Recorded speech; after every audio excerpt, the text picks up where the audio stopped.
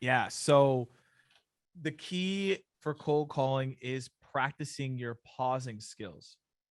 And my recommendation on the amount of time that you should pause is around 1 second to like 1.5 seconds. The goal with that is to allow yourself to be more confident in your next statement. It also allows for you to listen to whatever the person's saying. That might be important. And then also as well, it allows for the person to keep talking. In conversations, if you were to even try this in real life, if you pause and just don't say anything and just let the person like pause as well with you, there's additional information that might come out of that you might not even hear because you were trying to go ahead and talk in front of them. So controlling the conversation and pausing allows you to be more confident and be more composed, and this is one of the best things you can do for cold calling, to handle objections and to be more confident across the board. So that's why I would say practice your pausing skills as much as you can. Practice it in real life, practice it on the phone, and you'll find a massive difference when you start doing this. We talking about practice. Practice your pausing skills. That's what we're doing. We're talking about practice. All right. So mine is obvious. If you guys know me, energy is everything. My vibe is playful and upbeat and fun. And when I call somebody, they want to talk to me. Unless I'm not making any mistakes about it, that has to happen before you can get anything done. Somebody has to want to talk to you. So ask yourself this question when you're looking at your prospect before you dial their phone number: how do I get this person to want to talk to me? If you can cross that chasm, you can do the rest with ease. Charlotte, what is your favorite nugget to drop? So mine is keeping your voice tone low. So you want to be late night DJ. Don't want to go in, be overexcited, be like, hey, I'm calling from. That's what I used to do. So keep the tonality of voice really low, late night DJ, and you're not going to raise your prospect suspicion. If you sound like a hyena and you're high pitched, then you're going to probably get hung up on. It's a good tip. That's a good tip. Darren, what do you got for everybody on the cold calling front? How do you do it so easily? Yeah, love it. I think I try to look at the environment around me. Right. I think I have to be organized around me. Make sure my desk is clean, make sure my calendar is clean, make sure everything is locked up around me, and get comfortable, right? I got to get my good shirt on. I got to get my good pen out. I got to get everything in line with me so I can get ready and rock and roll. Because when I'm comfortable, better watch out. All right, here we go. You're going to call. I'm going to pick up the phone. Hello. Hey, James. Yeah. Hi, James. Octavius calling with Port Knox. How are you? From what? From Port Knox. I was just reaching out to follow up. I had sent you an email in regards to network access control. We're a network security vendor, so I just wanted to follow up on that messaging and see how I reached you. Man, I get a lot of emails every day. You sent it to me when? Let me see. Let me pull it up. It looks like I sent it to you a couple days ago, so it looks like Monday afternoon. Oh, so, man, I probably didn't read it, to be honest. No worries, no worries. I get that a lot. And, this is, of course, unexpected correspondence. So, fully understand. So basically just touched on, we're a network security vendor focused on network access control. Basically, we provide security teams full visibility to who and what's connecting to their network, whether it's on-prem or, devices connected remotely. Let me ask, are you guys having, I know since COVID, a lot of companies have a lot of outside workforce. Is that something that you guys are still doing, remote work? What was your name again? Octavius? Octavius, yes. Octavius. I don't hear that's an interesting name. We have a mix right now. For sure. Yeah. So we hear that a lot. And so that's one of the reasons, why I was reaching out, because it's important to make sure that those remote devices are just as secure as your on-prem. So it's, almost impossible to make sure that, John in accounting has the same regulatory things set up for his home laptop as you have for his desktop. So, our product basically gives you that control. So you can make sure that John's laptop at home is just as secure as his desktop, all from the cloud. So we're extremely user-friendly in that sense. Let me ask, are you guys currently doing anything for NAC? It sounds like this might be something for our security people. How did you get my information? So really just kind of doing due diligence, really. So I understand that you guys, there was one of your co-companies, not co-companies, but a company of similar industry as yours had a security breach the other week, malware. So I just wanted to kind of do the circle with similar companies, see if you guys were looking at any network security, beefing it up or looking at and add anything to your stack, really. I do know that we've had several security conversations between the security and the support departments. And because everyone's mobile, we're working on insecure networks, and that's always a concern. Okay, for sure. Well, in that case, I'm glad that I reached out to you. So, so are you guys doing anything for NAC? Do you currently have anything in place, or is that just a conversation you're starting to have? We probably do. Again, I think this might be a better conversation for security to get involved in. Okay. Are you not part of the security? Do you have nothing to do with NAC, or would you still be relevant to the conversation? I'd probably be relevant to the conversation as the IT director, but I think the security team would probably be your best resource for what's happening. Okay. Who would be best to speak with on the security team? You're going to want to talk with Morgan J. Ingram, our security expert. Okay. All right. Perfect. You have a good email for Morgan? I don't typically give Morgan's email out. Okay, that's no worries. So I'll tell you what I like to do. So since you guys are kind of already having the conversation, I'd love to get 30 minutes set up with you and Morgan, have a call with my team, discuss, where we might fit in your stack, discuss, next steps. If you do want to take a deeper dive into the tool, take a look under the hood, we can set up a longer conversation. Would you and Morgan have some time, maybe Friday afternoon for a quick call? I'll probably need to connect with Morgan and have this conversation with him first, and then I'll have to get back to you. Okay, that's no worries. When do you think you'll have a chance to connect with Morgan? Morgan and I talk every day. He's one of my dearest friends, so I wouldn't stress. We will talk about it.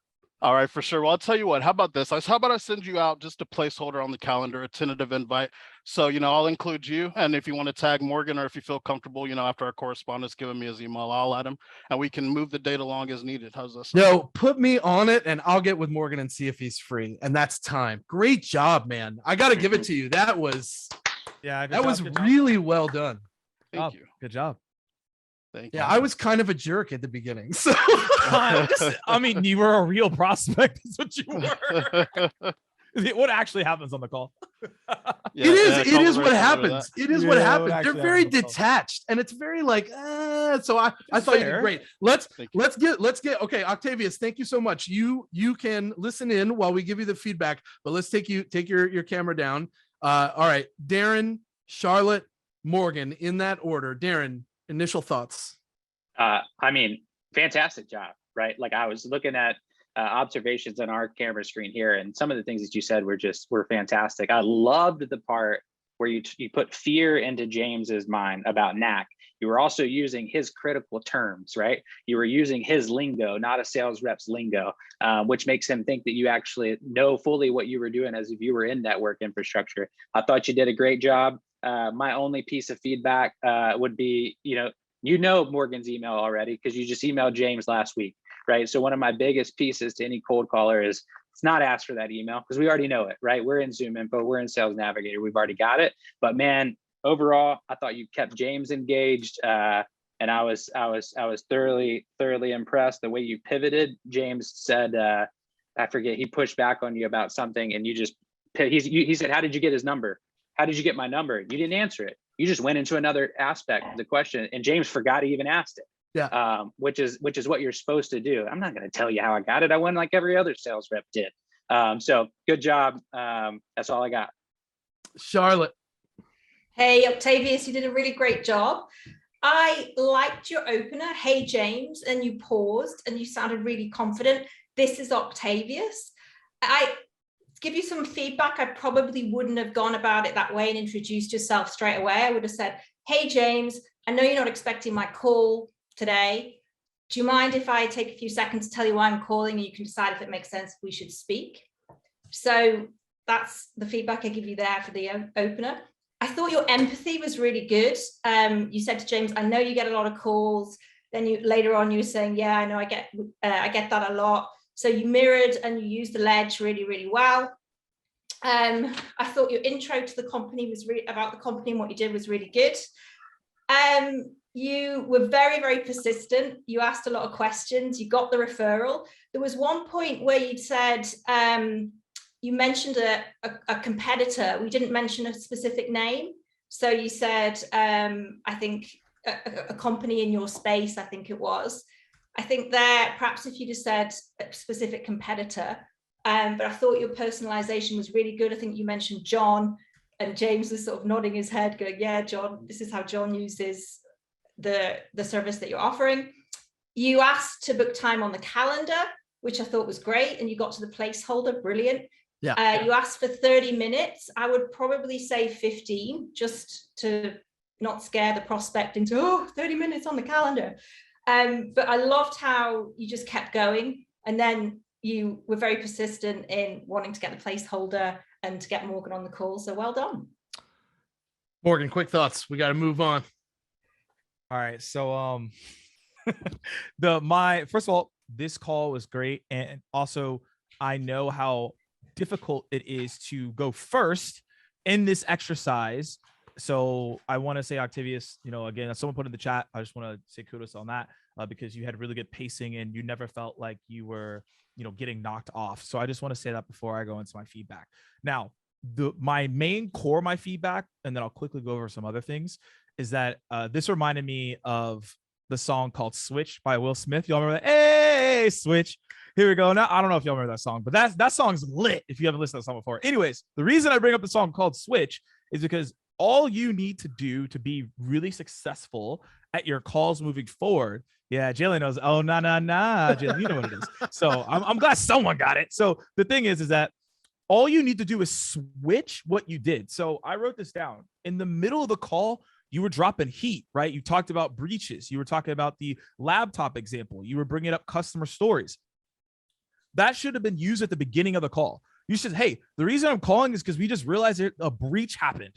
I would be immediately like, yeah, breach did happen. How are you going to help me? That would have piqued James's interest higher. And the intro that you had here, that intro typically leads people to be disassociated or have just no emotion towards the call. So if you're just saying like, how are you? Or did you see that email? I'm going to tell you, because I've trained thousands and hundreds of people and I've been in a lot of trainings. I haven't heard a call where someone's like, oh yeah, that email you sent me yesterday, that thing was heat. I was waiting for you to call me. That never happens. If it's happened to anyone in this chat, you can let us know, but I'm assuming no one's going to say that. Crickets. This never happens. So asking someone, hey, did you see the email? It actually sets you back. Now you're fighting even a harder uphill battle that you do not want to have, right? So the key here is that you want to come in with an insight like you already had and lead with that. I really like, right? Hey, James, pause. I'm cool with that. But then go right into why you're calling. You don't need the how are you. You don't need to talk about the email. That is inherently wasted your time to get to what was most valuable, which is at the middle of the call. So that's all I want to say there because everybody else. Woo! Yo, great feedback from the judges. I have quicker feedback than that. I thought you thought on your feet really well. You adjusted to me very quickly, and I felt like it was very natural for you. Your confidence was what stood out to me the most through that entire call. You were not daunted by any pushback or thing that I said that threw you off. That is a learned skill that takes a lot of practice and time. So overall, great job. Let's all say thanks to Octavius and let's bring up our next contestant. Let's do it. Hello. Hey, James. You're obviously not expecting my call today. Could I take 20 seconds to tell you the reason and you decide if it makes sense for us to chat? Who's this? TJ from GBS. You don't know me, but the reason for the call is we hosted a cyber readiness roundtable last week. There was a few of your counterparts there. And the number one takeaway was the struggle with getting the most out of the solutions that they've already invested heavily in and maximizing those capabilities. And I did notice you were connected to two of our speakers on LinkedIn, and I was just curious, how are you seeing this? So you're asking me how all of our technology works together? I just want to understand the question. Yeah, no, just the solutions that you've already invested so heavily in, maximizing those, as the cybersecurity platform in the world we live in is becoming more and more sophisticated, and the inevitability of some sort of a breach or an attack is inevitable. How are you, instead of running out and buying the next, latest and greatest solution, maximizing the ones you've already purchased? Well, obviously we want to get the most out of everything that we spend money on, but making sure that it's being used and leveraged appropriately across the domain is difficult. We're a very large organization, hard to get everybody on the same page. We have many operating cells. So, the more that we know about how these things can work together and we can push it all across the org, the easier things will be. But it's a challenge right now to get everyone on the same page. Yeah, that seemed to be the consensus. It's hard to get a lot of people to agree on one thing for sure, but the one thing they did all agree on is their companies are willing to spend, but like you said, getting everyone on board, maximizing the tools they've already purchased. It's one of the things that we've reached out and started to provide sort of a cyber and DR wellness check. We evaluate your environment from all aspects, provide sort of a proactive roadmap for moving forward. And with what you already have and maybe a few minor tweaks, when was the last time that you had an outside set of eyes test your environment or your infrastructure? Actually, I'm only about 6 months in, so that would be a good question that I don't know the answer to. Perfect. Well, would you like to set up a call and maybe involve a few more team members that have been there a little longer, and we could, maybe have a deeper dive on this? Yeah, I'm like I said, I'm drinking from a fire hose right now. Tell me what, why don't you send me an email? Actually, I probably have sent you an email, but I'm sure just like everybody else's, it's got a few hundred unread emails in it, and that's not it's not usually the best place to have a conversation like this. So, I would happily send you an email, but it'll just get stuck with all the rest of them in there. But what I could do is just tell you maybe a little bit more, and maybe you'd have a little bit more of an interest. The initial cyber threat assessment is followed by a calculation of the true cost of recovering your data. So, most companies have actually never seen that. We've all have our RTOs and our RPOs that we need to hit, but there isn't much transparency around RCO, which I don't even think is an actual acronym. But with costs and things of that nature rising and the provider's discretion to raise your cloud bills, they make it purposely confusing, like IKEA instructions. So we actually provide something that not many IT solution providers will do, is calculate that real cost of bringing all of your data back. How much is it going to take for you to have downtime, mitigate that expense, and then we work together on that proactive roadmap so you are ready moving forward when this happens. What are your thoughts on that? We're always into being prepared and learning what's out there. I just don't know that this is the right timing, to be frank. Okay. For me. No, I understand that. Are you the one that's going to be handling sort of, how you're evaluating all of your technologies moving forward? Eventually, yes. But at the moment, I'm still in the drinking from a fire hose phase, as I mentioned earlier. I got it. Well, I know the fire hose may slow down a little bit, but it's, if you're like most of my other CIOs and, the two gentlemen I mentioned you're connected to, Terry at Belkin, I'm pretty sure, your fire hose is still going to be quite a bit to drink from 6 months from now and 6 months after that. So I can throw a couple of invites on your calendar as placeholders for next week, even though those might get missed as well. But, I would love to 15, 30 minutes. You bring a few team members. I'll bring a few solution engineers. We can do a deeper dive into this and show you some of the sample reports that we've done from other companies just like yours and some of the other manufacturing companies we've helped with. Would that work? That's time. I like where you're headed, man. And I like that you're not willing to just let it go. I'm trying to get you to a point where you'll say, no problem, I'll call you back. And you're not willing, man. I gotta give it to you. Keeping me on the phone as best as possible. Let's give it up for TJ. Did a great job on that one. Thank you very much, TJ, for coming in and being a part of the show. We appreciate it. Darren, I'm going to kick it off with you, and then we'll go to Morgan, and then Charlotte will round out. So what do you think, Darren? What was your feedback on that one? Yeah, good job, TJ. I love the way it's almost like you have an executive presence level that's higher than most, where you were talking to James almost as if you were a peer, which is something that we always try to do. It's really difficult to do, especially when you're in AE. So good job on that. I would take some of those pauses into consideration.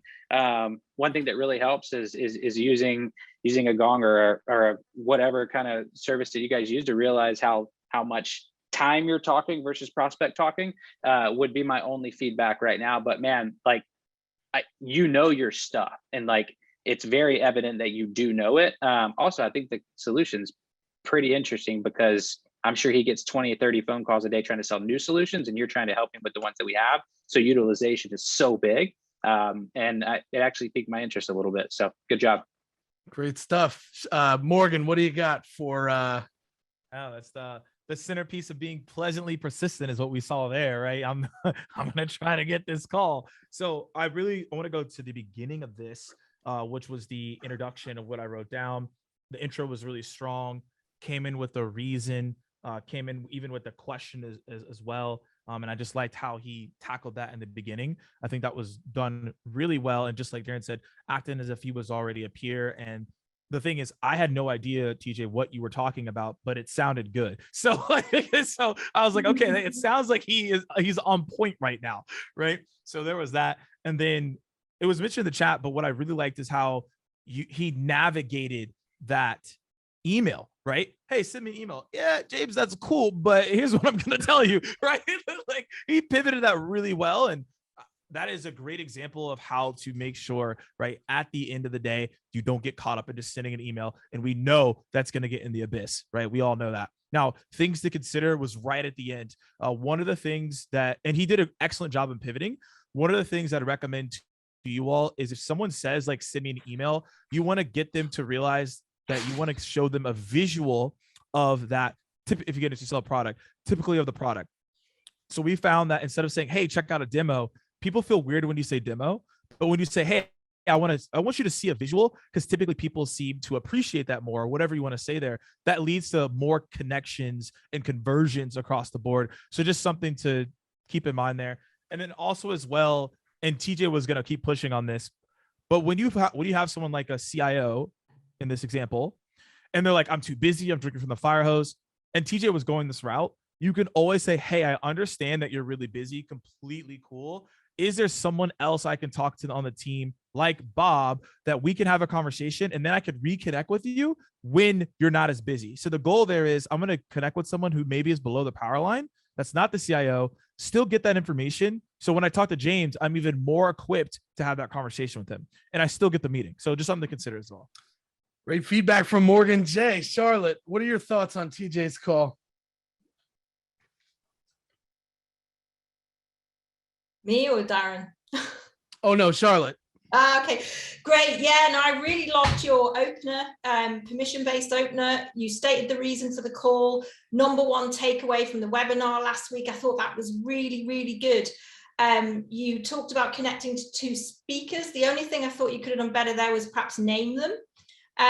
Then you went sort of straight into the question about asking James about security breaches. You were the level of detail that you sort of put into those priority drops, the challenge drops, was absolutely astounding. I thought it was really good. And like Morgan, I didn't really understand what it was, but I was like sort of, whoa, this is really good. You asked a really good question, sort of when was the last time. You were very persistent. James that suddenly said, send me an email. And you sort of weren't expecting that. And I think you handled it really well. It was quite funny. You said, I probably did send you an email. Yeah. Which was totally different. The way I would have sort of phrased that is I actually did send you an email and have perhaps a specific date and a reference, but I still thought it was good and it sounded different. You then sort of said you probably get a lot of emails, so there was more empathy. You dropped another challenge towards the end. And you then asked for a referral because James was just being really, insistent, not letting you get anywhere. And then at the end, you mentioned a few of the CIOs and the personas, which I thought was really good as well. And yeah, you asked for time on the calendar. So really great. You were relentless. Good job. Great feedback from Charlotte. Thank you for the judges' feedback there. I do want to say that your level of expertise shined through on that call. If I was looking for relevance, you hit it 100%.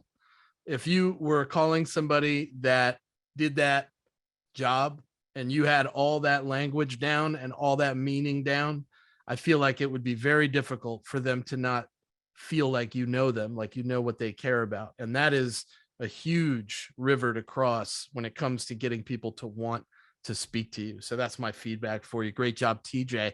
Let's get into some questions. We got some good ones. There's 14 questions. We've got some time. Let's go with Kathy here. Is it best to keep your solution speech limited with detail until you find out more? Problem, alternative, solution versus solution, problem, alternative. I would say yes. Once you have once you have an understanding of potentially what the problem or obstacle is, then yeah, you can start inching into the solution. There's a difference between SP and LP. So SP is short pitch and LP is long pitch. So typically when you're going on that long pitch, that's when you're elaborating a little bit more with that value prop and adding in what the solution is, adding in a little bit more of the features and functions, but you're not trying to dive too deeply into that because you don't want to overdo that. And then now when you're handing it off or you're on the own discovery call, you don't want to go too far there. So you just use it when you see that there's a time to use it, and then that's allowing you to get the meeting. Darren, Charlotte, any feedback on that? Do you think it's best to keep that solution speech a little bit limited until you find out more? Yeah, definitely. I tend to go into the sort of priority drop, the problem drop first.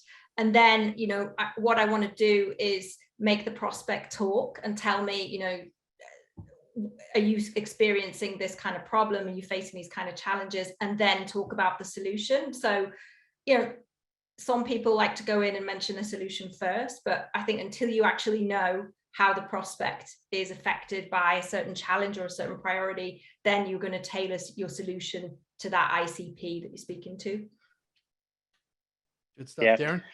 I think a game changer is if you know they have a problem and you call out their own personal problem because you did research, and if it's one of your tier 1 accounts. If you're calling 100 people a day, you can't do that with everyone. But if you know the problem because you've listened to an earnings call or you've listened to something where you can identify that problem, that's where the game changer is. My belief is that it depends on whether or not you have a transactional selling process. If you have a transactional selling process, I believe that you probably could go straight to solution selling and play the law of averages because your process is transactional. But if you have a process that is qualify based, it's discovery based, it's relationship based, this is a completely different type of conversation, and it should be handled as such. So that's my answer on that one.